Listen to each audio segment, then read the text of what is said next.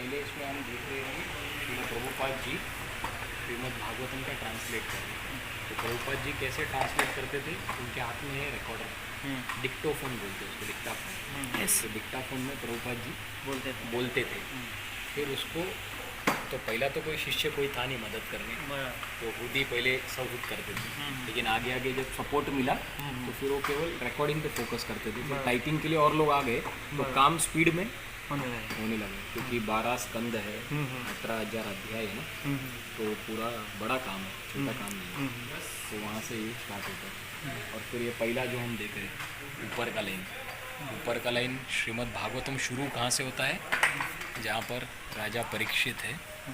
परीक्षित राजा को भूख लगी है, प्यास लगी है, जंगल पे जब हंटिंग करने के लिए जाते हैं, प्रैक्टिस करने के लिए, तभी उनको प्यास लगती है। तो पानी के लिए कोई नहीं है, तो जो साधु है शमिक ऋषि, उनके कुटीर में जाते हैं और उनको बोलते हैं कि मुझे प्यास लगी है, लेकिन वो ध्यान कर रहे, तो देखते भी नहीं कि कौन आया है।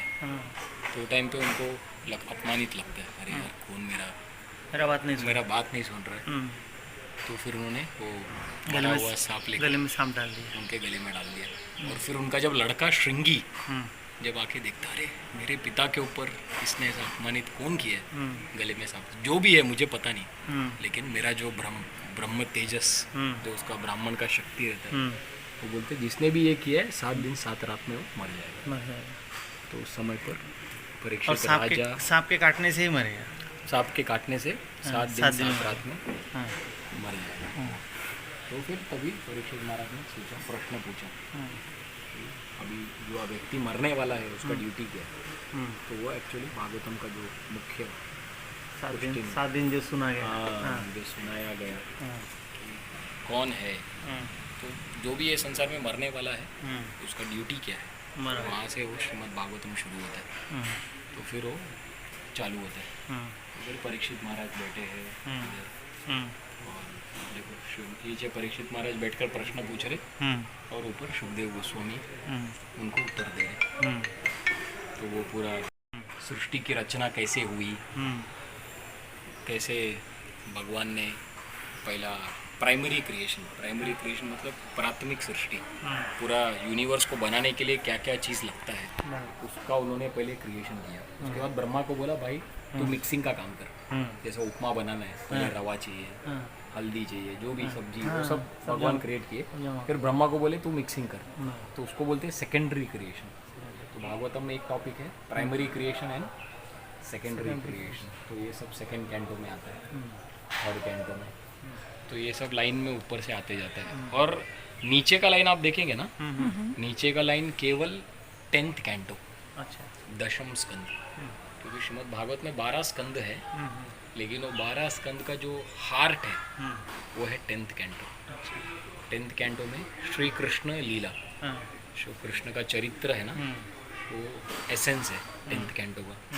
तो इसीलिए वो दशम स्कंद को एक स्पेशल वो दिया है, जैसा राजा को एक स्पेशल पद दिया जाता है। हाँ, तो ऐसे श्रीमद् भागवतम जो है वो 10th कैंटो। तो नीचे का लाइन आप देखेंगे ओनली 10th कैंटो, और ऊपर का लाइन है first canto two 9th Cantos, 11th and 12th canto.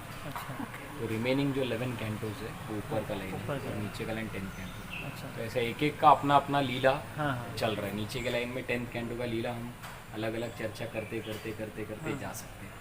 Krishna का जन्म हो रहा है, तो उसके पहले आप देखेंगे कि पहला उसमें भूमि देवी है, तो गाय के रूप में आके प्रार्थना कर रही है ब्रह्मा जी से जाके।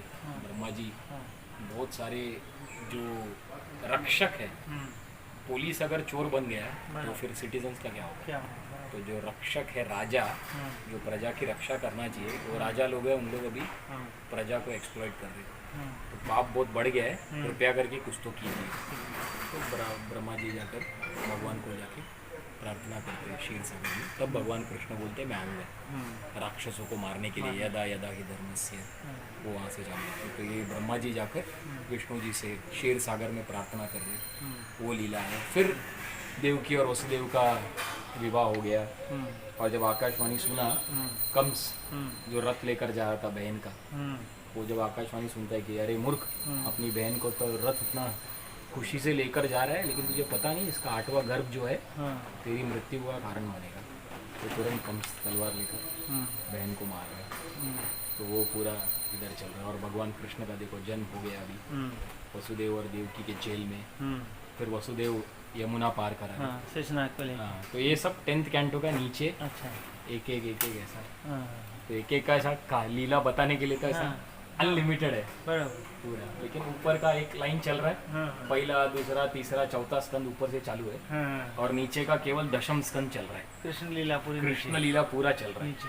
अलग अलग असुर को मार रहे भगवान, हाँ। वो सब आएगा। ये देखो हाँ। पूतना पूतना दूध जो पिलाए। पहली स्त्री आई थी, वो हाँ, दूध। स्तन में विष रख के, वो है। फिर ये तृणवर्ता जो ऐसे वो वर्लविंड बोलते हैं इंग्लिश में, हाँ वर्लविंड के रूप में आए थे उसको मारने के लिए। फिर ये गर्गाचार्य आके नामकरण दे रहे, हाँ वो चल रहा है। फिर ऊपर अलग अलग ये सती चौथे स्कंद भागवत में आता है। दक्ष और सती, और दक्ष और शिवा और उनकी पत्नी सती आग लगाकर अपने आप को मार देती है, क्योंकि उसके पिता ने शिव जी का अपमान यज्ञ किया। में नहीं बुलाया था। यज्ञ में नहीं बुलाया, तो वो वाला चल रहा है। फिर दक्ष जो है उसको गाय बोकड़। गोट का हाँ बोकड़ सिर का मिला। सर दिया। हाँ, वो वाला ऊपर चल रहा है। फिर ये ध्रुव महाराज की कथा आती है, राजा उत्तानपाद और सुरुचि और सुनीति। तो ध्रुवा को बैठने नहीं दिया, पैर में बैठने नहीं दिया। हाँ बैठने नहीं दिया, क्योंकि वो बोलती है कि तूने मेरे कोख से जन्म नहीं लिया। नहीं लिया। स्टेप मदर रहती है ना वो, हाँ दूसरी तो सुरुचि भगा देती है। तो ध्रुव महाराज बोलते हैं मैं तपस्या करूंगा भगवान का। तो वो वाला बाल तपस्या की। हाँ बाल तपस्या, वो वाला लीला है। इसमें दशम स्कंद नीचे चल रहा है, दामोदर लीला। यशोदा ने उखल से बांध दिया कृष्ण को। ये नल कुबेर और मणिग्रीव जो कुबेर के दोनों बच्चे हैं, इनको पैसे का और सुंदरता का घमंड होता है। अच्छा तो इसीलिए नारद मुनि को, साधु को इन लोग तिरस्कार करते, तो इनको श्राप देते अच्छा कि तू पेड़ बन के चले जाओ। तो फिर इन लोग जब नारद मुनि से क्षमा मांगते, तो इनको बोलते ठीक है, आप जो है नंद और यशोदा के घर के बाहर पेड़ बनेंगे और भगवान कृष्ण आपका उद्धार करेंगे। तो ये वो लीला हम देख रहे इधर। और ऊपर ऐसे ऐसे अलग अलग लीला चौथे स्कंद का प्रचेतास भगवान विष्णु को दर्शन दे रहे हैं। वो सब चौथा स्कंद वो पूरा चल रहा है ऊपर।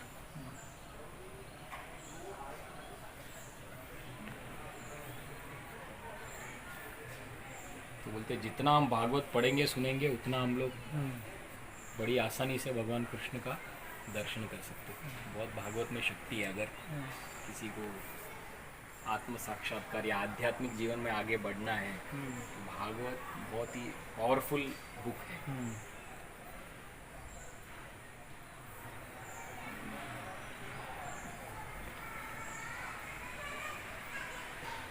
पूरा भागवत कथा जो है इसके अंदर ये पूरा भागवत का इम्पोर्टेंट जो भी है समझा दिया है। पूरा इसमें समझा दिया है। और आज के तारीख में ये पूरा लुप्त हो रहा है। ये जो हमारा भारत का जो संस्कृति है ना, ये सब पहले मंदिरों में हुआ था। एक एक बनाते थे। तो हमारा इच्छा था कि इसको हम लोग को सपोर्ट करना चाहिए, ये संस्कृति और ये जो कला है। आज के तारीख में कोई पूछता नहीं है उनको। तो ये 6th कैंटो श्रीमद् भागवत में हम पहुंचे ऊपर। 6th कैंटो 6वां स्कंद श्रीमद् भागवत। यहाँ पे जो लेटे हैं उनका नाम है अजामिल।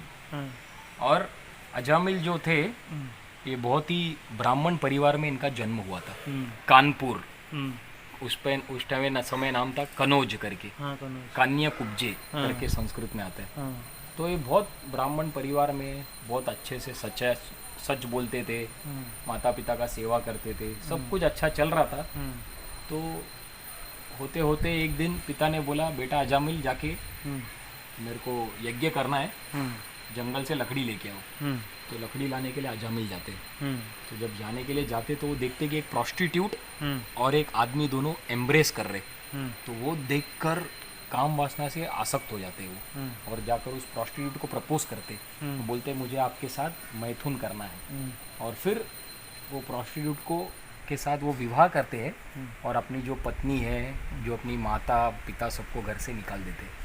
और वो प्रोस्टिट्यूट के साथ ही रहते और सब गलत काम, चोरी करना, दारू पीना, मांस खाना सब चालू कर देते हो। और वो प्रोस्टिट्यूट से 9 बच्चे उनके पैदा हो जाते हैं। और 10वां बच्चा जब पैदा होता है तब नारद मुनि घर पे आकर उनको बोलते हैं कि तेरे 10वें बच्चे का नाम तुम नारायण रखो। एक शब्द बोलकर जाते हैं। तो चलो ठीक है, साधु ने बोला है सुन लेते, तो नारायण करके नाम रखते हैं। तो हमेशा वो बोलते नारायण यहाँ पे आओ, नारायण वहाँ जाओ, नारायण पानी लेके आओ, उनका भला हो गया। हाँ। तो फिर जैसे उन्होंने बहुत सारा पाप किया, अब देख रहे सामने 3 यमदूत उनको लेने के लिए आए।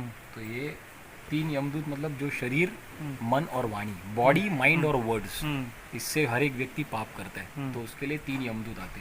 तो वो देख के डर जाता है, अरे बाप रे, नारायण नारायण बच्चे को चिल्लाते हैं। लेकिन भगवान उस समय 4 विष्णु दूत को खुद आ जाते हैं भगवान उधर सामने अपने दूत को भेजते हैं, बोलते अरे इसने मेरा नाम लिया है, इनको लेकर आओ। तो फिर अजामिल लेटा है और सामने 3 विष्णु दूत, यमदूत एक साइड और 4 विष्णुदूत एक साइड, और वो दोनों के बीच में वाद विवाद होता है। तो 6वें स्कंद का पहला, दूसरा और तीसरा अध्याय वो पूरा अजामिल कथा।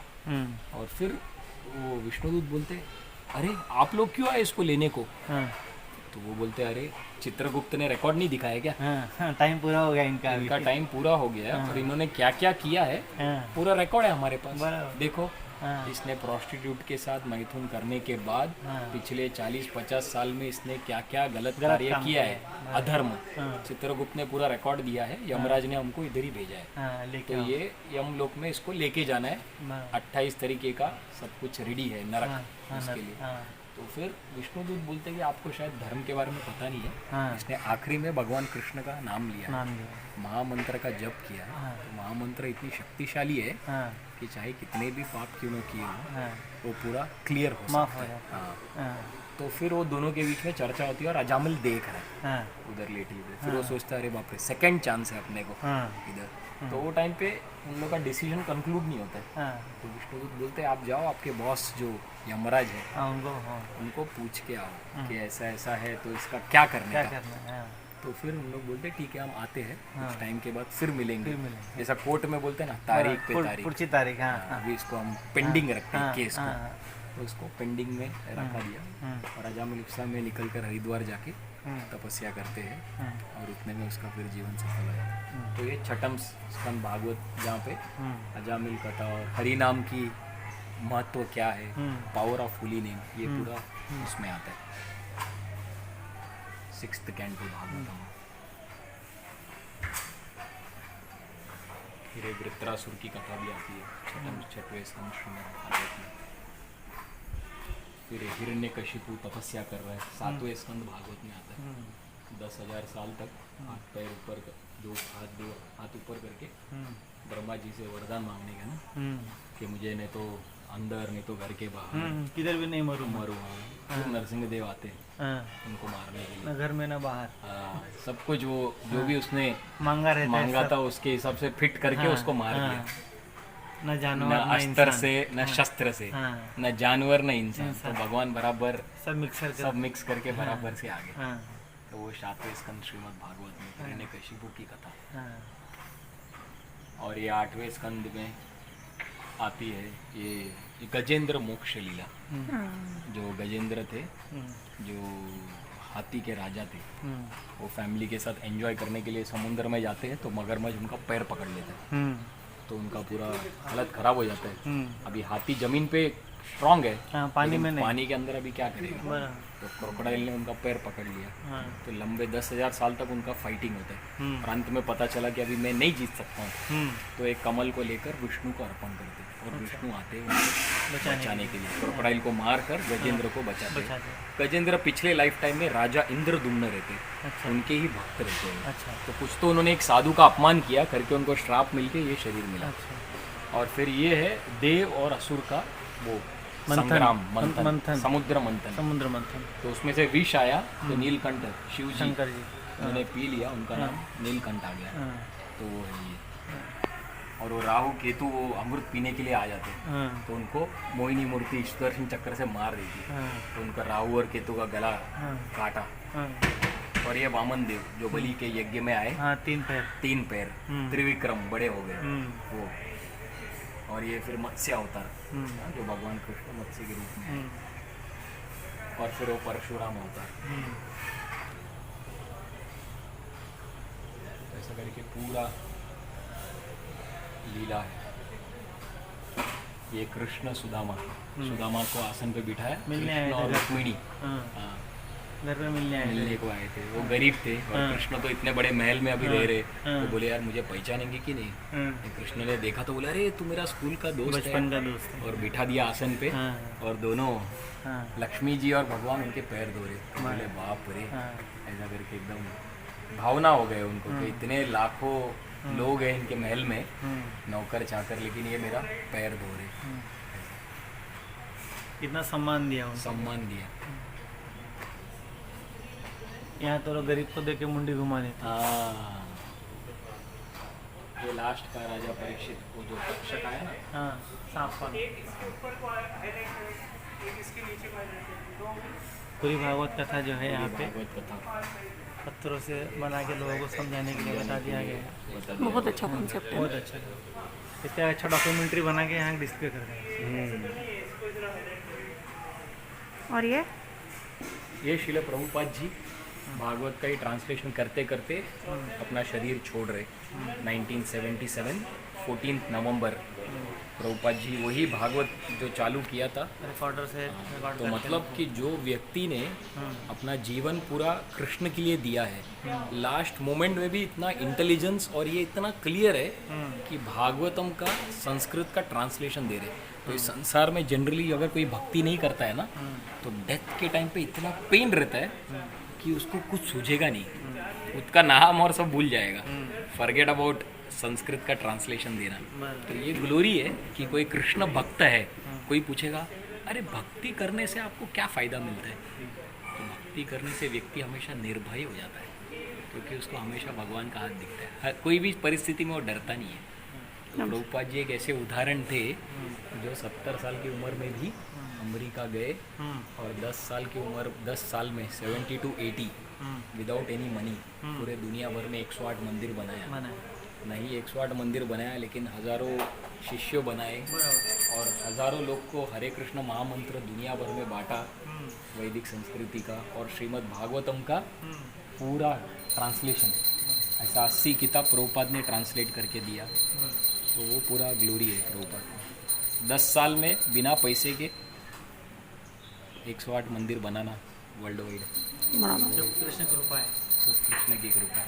तो वो इसलिए लास्ट है। हाँ, प्रभुपाद जी अपना बॉडी छोड़ के वैकुंठ जा रहे हैं हाँ, और सबको बोला कि आपको अगर मनुष्य जीवन सक्सेसफुल बनाना है तो जैसा मैंने किताब में बताया है हाँ, उसको पढ़ो, सुनो, समझो, उतारो, तो आपका मनुष्य जीवन सक्सेस हो सकता है। तो इसलिए हर मंदिर के सामने वहाँ पर वो प्रभुपाद जी का विग्रह है, बैठे हैं वो। तो प्रभुपाद ने 2 चीज़ दिया, श्रीमद् भागवत कम नॉलेज और भागवतम का सार, जो हरे कृष्ण महामंत्र है, हाँ, चैंटिंग, हाँ। वो मेन है। बीट्स में देता हूँ आपको।